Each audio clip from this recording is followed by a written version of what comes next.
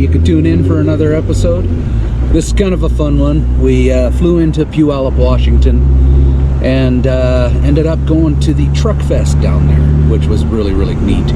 Got to do a couple interviews. The Smittybilt Scout trailer, we did some kind of detailed interviewing on that one. We also did some interviewing on Insane Audio. We kind of went through all the features of the deck.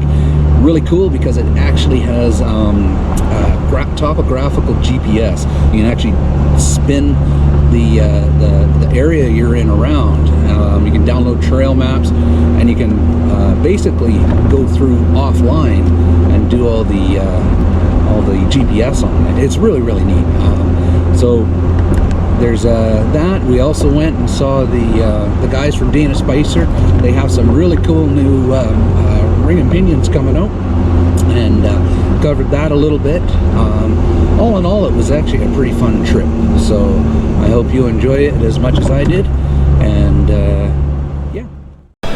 Jason, Alberta Overland. Eric, it's a pleasure to meet you. Nice to meet you, Jason. We're here with our Smittybilt Scout trailer. This is our new 2019 model. It's shipping out, should be end of this month, which is April.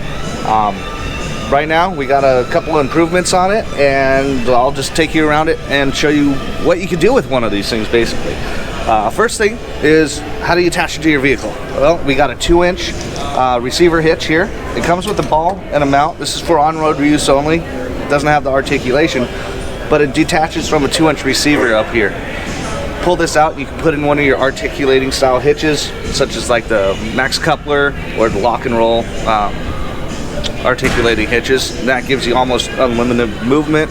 So when you're towing your trailer, whether it's the Rubicon Trail or on Moab, you have plenty of flex of your trailer to your tow vehicle. We include rated tow chains and a complete electric breakaway system on the electric brakes. We use a 10-inch electric brake. It attaches to your vehicle with a tether, so if there is a failure of your receiver or anything, it automatically applies electric brakes in event of a catastrophe. So with that being said, 10-inch electric brakes on the back end. They are a drum style brake, electric brakes. So you will need a brake controller. We use the Prodigy P3 brake controller, is one that I like, but any of the other ones out there, whether you get a Kurt or a Tech and Shona brake controller, they all work pretty good. We got a parking brake handle here, so you don't have to carry wheel chocks with you everywhere you go. Just pull up on the parking brake, locks in the rear brakes. Got a full-on tongue box that's water resistant on here.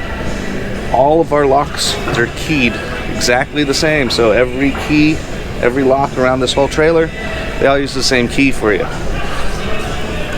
You do get like 6 extra keys, so there's no problem of, hey, I lost a key. If you ever do lose all 6 keys, we do have spares on those as well. Around here, we've got a tubular tire mount. This is our package tire, which is a 285/70/17 on a 17x9 Pro Comp wheel. This tire mount we designed to fit up to a 37 12.5, and if you look at most 12.5 tires, they're going to vary in widths from manufacturer. Some of them I've seen up to 13.5 wide, even though it says it's a 12.5, but it should fit perfect in here. It's got dual tie down straps to hold the tire securely. If you don't run a spare tire, I've seen a lot of people take this out and put in different things such as a propane tank holder, even a hot water heater on these things. There's really unlimited possibilities that you could do on these trailers. One of the nice things is our first compartment here, which is our generator drawer, as I call it. Whether you use it for a generator or batteries for your solar power setup. What's nice is the Smittybilt fridge does fit perfectly inside here. The whole drawer is rated to hold up to 100 pounds on the slider alone. We thought, you know what, we got a generator vibrating around, I'm going to throw in some stainless steel legs to help support it even more.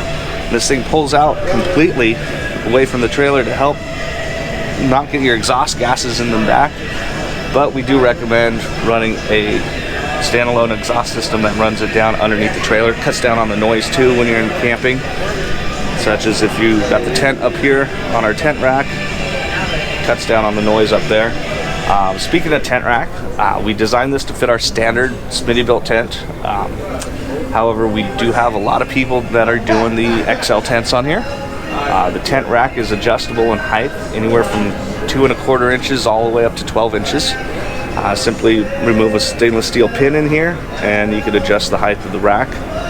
Specialized tent brackets are included with the trailer so that you don't have a big bracket hanging down. We're like, let's keep the underside as clean as possible so you could still fit stuff underneath here. And I do a lot of trail runs where it's just like, hey, I need a table, and I put all my floaties underneath here as well. I've seen one guy actually shove a Zodiac boat underneath one of these things. So I'm like, hey, you're making use of a lot of different space in here. This particular rack with these 2 crossbars, it's able to support up to 800 pounds in a static load. Fully adjustable. The side of the trailer features eye bolts, 4 eye bolts located on the sides. If you look on the inside of the trailer, there's an opposite eye bolt on the inside for each section here. We do have this cool little Smittybilt panel. What we did was we designed this so, hey, I want to bolt on some accessories, but I don't want to drill into the main body. So you can undo 3 bolts on the interior of the body. You can pull this panel off and you can drill into the panel and then reinstall the panel. And that will hold everything that you bolt on there, and you're not creating another hole inside your main trailer body. That's pretty cool. Steel tube fenders on here. We can fit up to a 37-inch tire in the lowest position. If you want to do larger tires, or you want a little bit more clearance in between the fender and the tire, simply just move it up a little bit and re-drill the holes on the interior. The interior, all the bolts we tried to go through and do button head bolts on the inside of this trailer, so you don't have anything catching on your luggage. As you see here, we've used this trailer quite a bit. It does get banged up.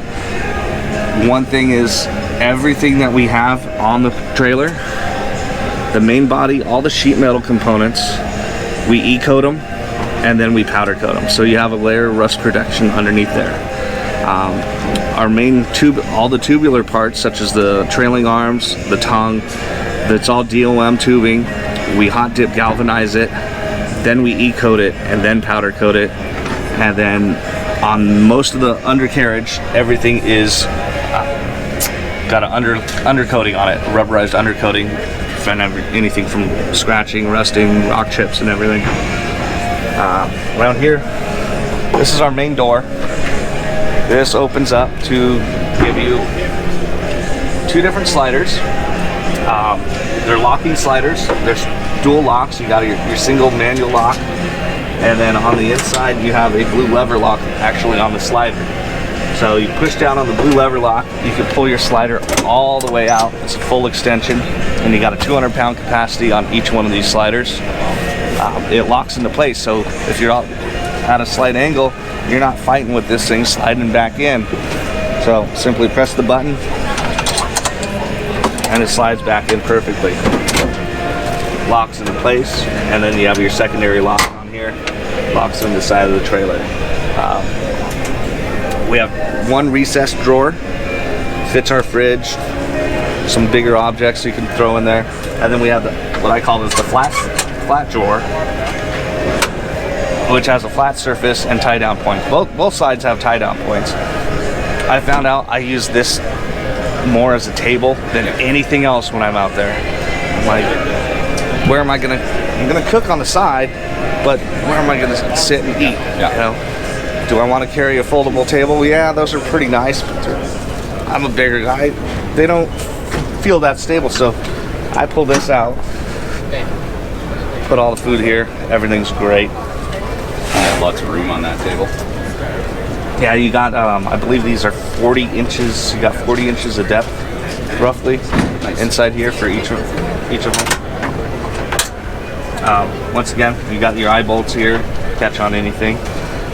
You got dual stabilizer jacks that got 15 inches of travel on each of them. Stabilize the trailer, level it out for you. What you don't see here is we do include 2 bubble levels. Oh, okay. So I usually stick one right here, Yep. and then one here on this flat surface, so you can level it out left to right, forward to backwards. All the lighting is DOT approved, so you got LED lighting for the rear tail lights and for the front side marker lights. This is what I call our kitchen drawer. So you got a full length extension of a kitchen, drop down legs, stainless steel basin. You just throw that in there. And what's cool about this kitchen drawer is this piece here, you can put it on either side. So depending on how you have your kitchen area set up, you can move it, remove it completely. I've seen a lot of guys do complete like little gas stoves in here. We found this one at a local sporting goods place. It just fits perfect in here. Once again, this completely slides out. You got plenty of storage in here. I found out little magnetic hooks are great. Awesome. Put stuff everywhere. And what we're underneath here is our Smittybilt awning. This is our 8.5 or 8.2 foot awning. Trailer comes complete with the awning brackets. Simply just bolt your awning to it. Gives you a nice sunshade area, and then this will telescope back in to tuck and tight when you're traveling. One of the weird things that just happened is our element ramps.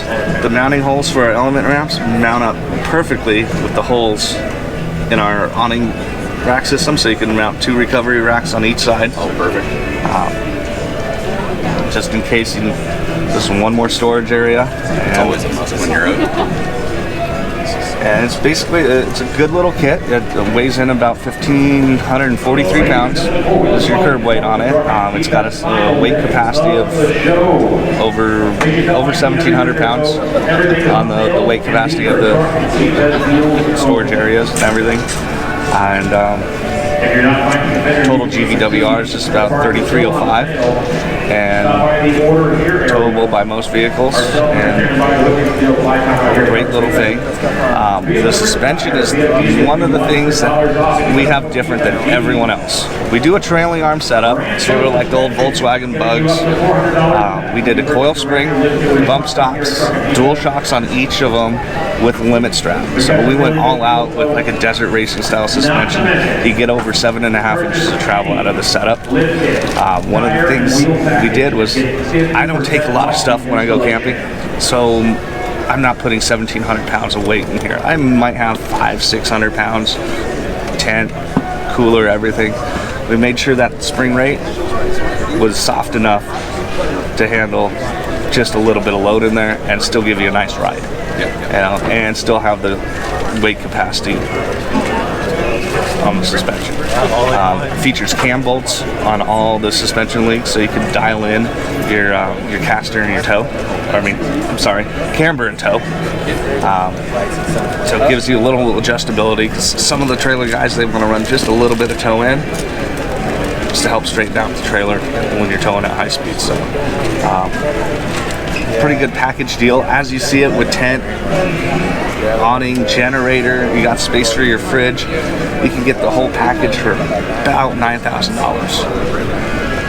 It's actually really durable. That's everything. That's this. If you don't have anything, one thing, you get everything. Yeah. But we figured most people have a lot of the camping gear, so we offered the trailer as a bare bones kit. Yeah. No tires, no wheels. It comes shipped to you in a crate. Takes about 5 to 6 hours to put it together. Minimal tools, just a metric socket set basically. The only specialty tool is a 21 and a 26 or 24 millimeter wrench. Everything else is in your standard socket set. All bolts on. We did the electric brakes. We did a 5 on 5.5 bolt pattern on this thing, so it would match the most popular off-road vehicle, which is the Jeep JK. Awesome. So we're like, hey, let's match the wheels, so you can have your tires and wheels match your tow vehicle. That way, you got 2 spares now when you're going off-road. Yeah. We have a lot of guys we have one guy do a whole trip across the U.S. in this. And he's like, I love it. I lived in here for a couple of months. It's everything I need.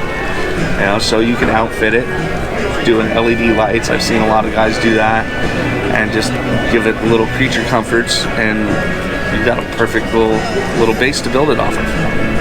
That's pretty awesome. Well, thank you very much, Eric.